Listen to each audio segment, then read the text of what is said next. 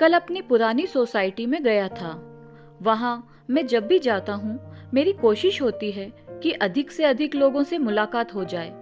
कल अपनी पुरानी सोसाइटी में पहुंचकर गार्ड से बात कर रहा था कि और क्या हाल है आप लोगों का। तभी मोटरसाइकिल पर एक आदमी आया और उसने झुककर प्रणाम किया। भैया प्रणाम। मैंने पहचानने की कोशिश की, बहुत पहचाना पहचाना सा लग रहा था पर नाम याद नहीं आ रहा था। उसी ने कहा, भैया पहचानते नहीं, हम बाबू हैं। बाबू उधर वाली आंटी के घर काम करते थे। मैंने पहचान लिया, अरे ये तो बाबू है, सी ब्लॉक वाली आंटी जी का नौकर। अरे बाबू तुम तो बहुत तंदुरुस्त हो गए हो, आंटी कैसी हैं? बाबू हंसा, आंटी तो गई। गई? कहाँ गई? उनका बेटा विदेश में था, वहीं चली गई क्या? ठीक ही किया उन्होंने, यहाँ अकेले रहने का क्या मतलब था? अब बाबू थोड़ा गंभीर हुआ। उसने हंसना रोककर कहा, भैया आंटी जी भगवान के पास चली गईं। भगवान जी के पास? कब? बाबू ने धीरे से कहा, 2 महीने हो गए। क्या हुआ था आंटी को? कुछ नहीं, बुढ़ापा ही बीमारी थी। उनका बेटा भी बहुत दिनों से नहीं आया था, उसे याद करती थी पर अपना घर छोड़कर वहां नहीं गई। कहती थी कि यहाँ से चली जाऊंगी तो कोई मकान पर कब्जा कर लेगा। बहुत मेहनत से ये मकान बना है। हाँ वो तो पता ही है, तुमने खूब सेवा की। अब तो वो चली गई, अब तुम क्या करोगे? अब बाबू फिर हंसा, मैं क्या करूंगा भैया, पहले अकेला था, अब गांव से फैमिली को ले आया हूँ। दोनों बच्चे और पत्नी अब यहीं रहते हैं। यही मतलब उसी मकान में? जी भैया, आंटी के जाने के बाद उनका बेटा आया था, 1 हफ्ता रुककर चले गए। मुझे कहकर गए कि घर देखते रहना। 4 कमरे का इतना बड़ा फ्लैट है, मैं अकेले कैसे देखता? भैया ने कहा कि तुम यहीं रहकर घर की देखभाल करते रहो। वो वहां से पैसे भी भेजने लगे हैं और सबसे बड़ी बात यह है कि मेरे बच्चों को यहीं स्कूल में एडमिशन मिल गया है। अब आराम से हूँ, कुछ कुछ काम बाहर भी कर लेता हूँ। भैया सारा सामान भी छोड़ गए हैं, कह रहे थे कि दूर देश ले जाने में कोई फायदा नहीं। मैं हैरान था।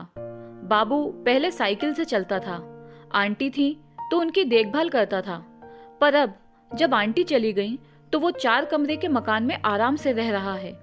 आंटी अपने बेटे के पास नहीं गई कि कहीं कोई मकान पर कब्जा ना कर ले।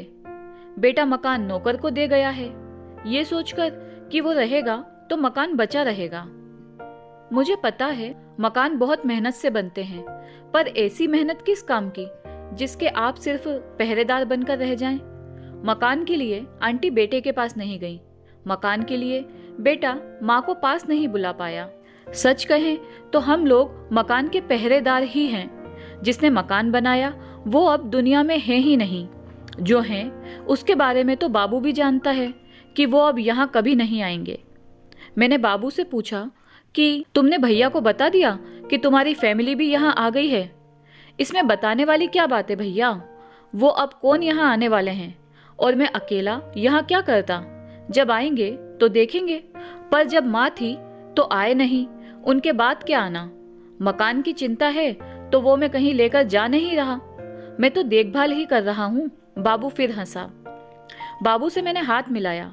मैं समझ रहा था कि बाबू अब नौकर नहीं रहा, वो मकान मालिक हो गया है। हंसते हंसते मैंने बाबू से कहा, भाई जिसने ये बात कही है कि मूर्ख आदमी मकान बनवाता है, बुद्धिमान आदमी उसमें रहता है, उसे जिंदगी का कितना गहरा तजुर्बा रहा होगा। बाबू ने धीरे से कहा, साहब सब किस्मत की बात है। मैं वहां से चल पड़ा था, ये सोचते हुए कि सचमुच सब किस्मत की ही बात है। लौटते हुए मेरे कानों में बाबू की हंसी गूंज रही थी। मैं मकान लेकर कहीं जाऊंगा थोड़े ही, मैं तो देखभाल के लिए ही कर रहा हूँ। मैं सोच रहा था मकान लेकर कौन जाता है, सब देखभाल ही तो करते हैं। आज यह किस्सा पढ़कर लगा कि हम सभी क्या कर रहे हैं। जिंदगी के 4 दिन हैं, मिलजुल कर हंसते हंसाते गुजार लें, क्या पता कब बुलावा आ जाए। इसी धरा पर सब धरा के धरा रह जाएगा। तो दोस्तों ये थी हमारी आज की कहानी। आपको कैसी लगी कमेंट करके हमें ज़रूर बताएं। धन्यवाद।